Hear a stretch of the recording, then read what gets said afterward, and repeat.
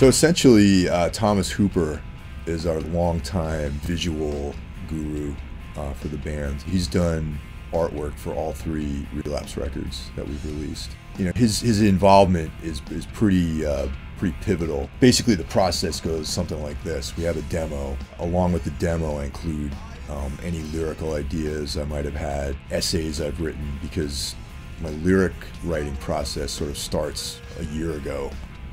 It's just essentially a bunch of notebooks and journal entries, observations and sort of collections of all these feelings and ideas and concepts. They're not even really organized in the form of like lyrics or, you know, any sort of like poetry or anything. It's all basically essays. So I sort of reduced that into ideas for lyrics, and Hooper gets all that stuff. You know, we talk on the phone because he's no longer living in New York. He's down in Austin, Texas now. Imagery, colors, we talk about colors a lot. I send him some stuff that I might have, you know, grabbed off the internet, or, you know, photographs that I might have taken. He sort of digests all that material. A few months go by, and then suddenly I get this file from him in an email, and it's filled with artwork, fully painted, of like the most beautiful stuff I've ever seen in my life, usually. Oh, there's always a wealth of material to choose from, and then we just sort of go through different paintings and stuff that, you know, he's put together, figure out what's appropriate for the record cover and what looks, you know, the best. For Savage Gold, the title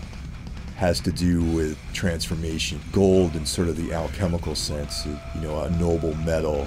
And you know, one of the objectives of alchemy is to take a baser metal and transform it into something, you know, transcendent. So that's the concept of the album. The record cover has this cube with this sort of infinite spiral, and that's basically the idea behind the record, is this infinite sort of transcendence where you know, have like this physical shell that you exist in, that you sort of inhabit for a period of time, and then you step out into this infinity, and that's sort of the idea of the album. Concept behind the record and concept of the artwork sort of dovetail together, you know, and that manifests itself in this painting that Thomas did.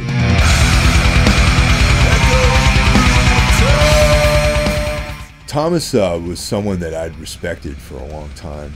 You know, he's a very sought-after tattoo artist, you know, as well as a visual artist, you know, someone who's done a lot of work. Our second bass player, Carson, who was on Path of Totality and Winter Hours, knew Thomas from his time that he spent living in the UK, and that's how I actually got to meet Thomas Hooper. Once, as soon as I met him, I knew that we were the same type of guy, like into a lot of the same ideas, sort of approach our perspective, you know, of the world similarly. The way that he does his art and the way I do music are similar in the level of intensity that we bring to it. That was the beginning of it, is like Carson introduced us all. He thought it was going to be a great idea if we can get Thomas into it. And I think that Thomas actually had heard demos of the Winter Hours record when he was tattooing Laurent from Pelican. Laurent had the demo and played it for Thomas, and sort of he was familiar with the band through that.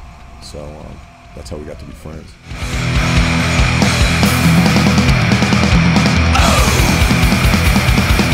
The reason why I work with Thomas on all these records is because, you know, aesthetics are always something that we're very, very concerned with. You know, the combination of imagery and music, to me, is like a really powerful combination, and Thomas's portrayal of our music, I think, is pretty right on. So, you know, he's a natural choice for us. The process is very comfortable. I almost think in terms of his artwork sometimes when we're putting together the music. You know, once we get to a point where this is the record, like, I wonder what Thomas's interpretation is going to be. I almost feel like Thomas is another member of the band.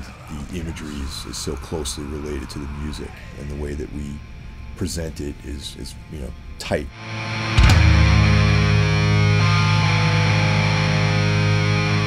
In the town that I grew up, there was I lived down the street from a church, which is sort of ironic because, you know, I have like pretty strong like anti-Christian ideas. You know, I ended up going to that church when I was a very young child. You know, as I started becoming more worldly, I started feeling myself being very critical of Christianity in general. Christianity is this sort of enslaving force, you know, and then that expanded out to all monotheistic religions, just sort of being a way for someone to control somebody else. Monotheism to me is like a king keeping all of his subjects ignorant and in control.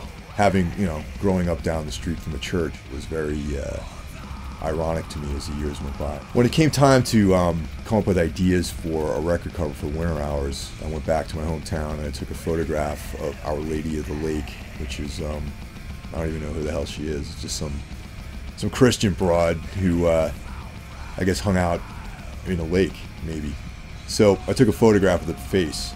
I sent that to Thomas, and he sort of incorporated that into the album cover. But the face is like very obscured, so it's like there's hints of what the original photograph actually looked like. For Path of Totality, there's a number of elements, these sort of occult symbols on there, which have to do with elements, water, air. That record in particular had a very close association with like the earth and destruction, eclipses, and the sun going out and that sort of thing. A lot of those ideas were sort of manifested visually in the record cover, similar to all the processes that we've gone through. I sent Hooper demos, with like lyrics and like detailed notes where I got the lyrics from, and that was, the building blocks, the sort of, starting point for the artwork.